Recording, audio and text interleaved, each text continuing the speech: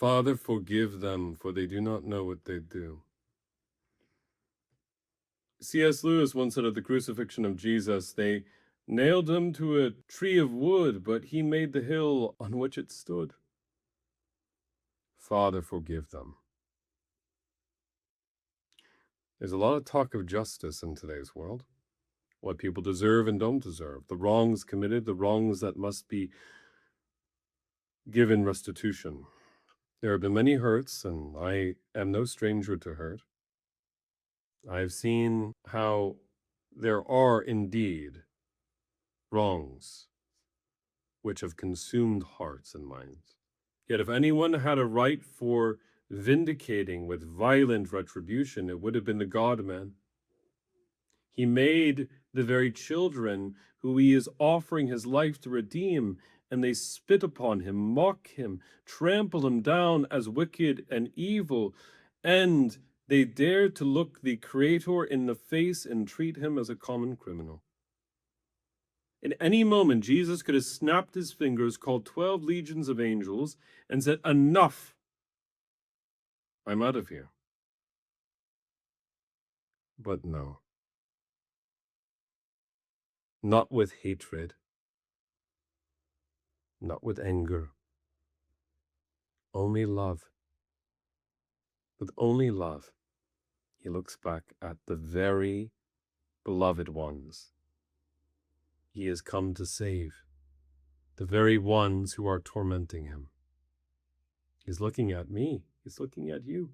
If you are the Son of God, come down from the cross, then we will believe in you. He saved others, himself he cannot save.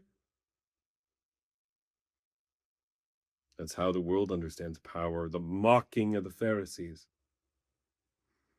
Power is determined for the world by how one gets over the next one, how one gets over the obstacle ahead of oneself through manipulation or through strength or through conquest, like Caesar, like Satan. How does Jesus Christ conquer truly?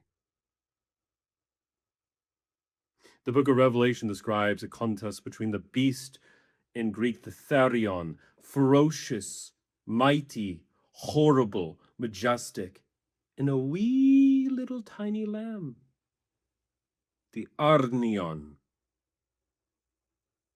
According to the world, that Arnion does not have a single bet. That wee little lamb doesn't have a single chance. According to the flesh, but that lamb has a superpower. It is a superpower that inspired Maximilian Kolbe, a Catholic priest, to give up his life in exchange for a merry man in Auschwitz, in a concentration camp, when he went up to the Nazi guards and said, "That man has a wife and children. I am a celibate male. I'm a priest. I'll gladly take his place. Take me instead." It is the same superpower that inspired Martin Luther King Jr.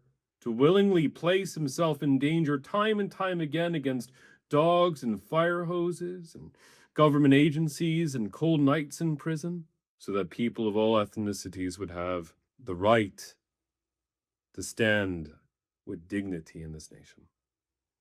It was the superpower that allowed the might of Rome to tremble before St. Lawrence, who was grilled alive by the Roman Empire for not giving up the riches of the church.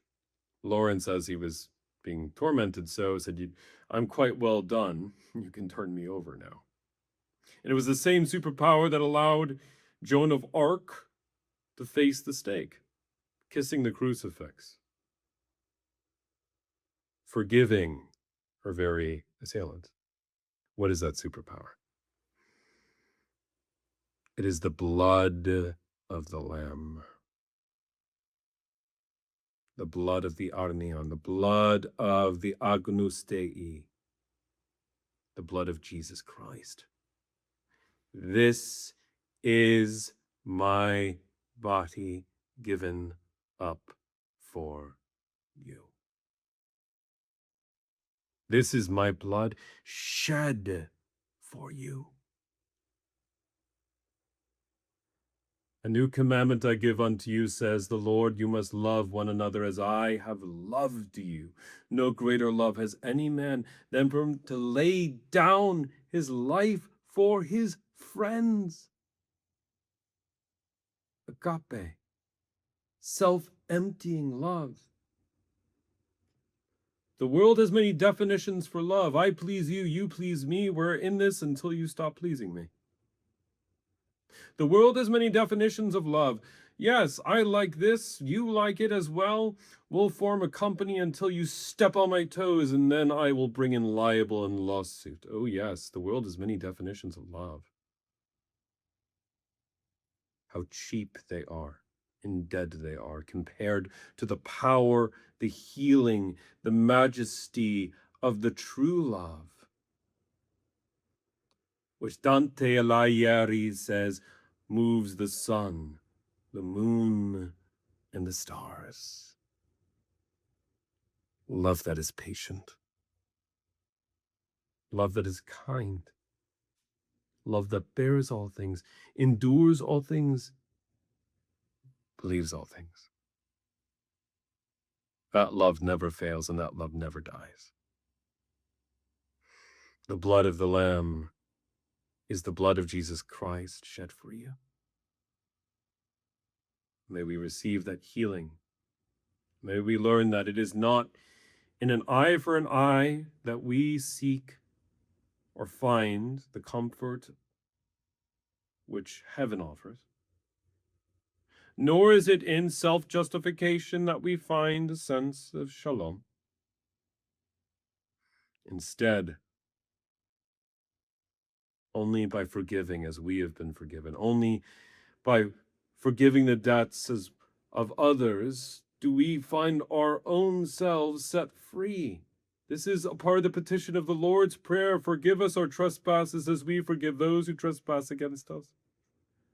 Only then are we freed from the time of trial. Only then are we liberated from the evil one. Lord, may we receive your forgiveness as we forgive, and teach us to pray. In the name of the Father, and of the Son, and of the Holy Spirit. Amen.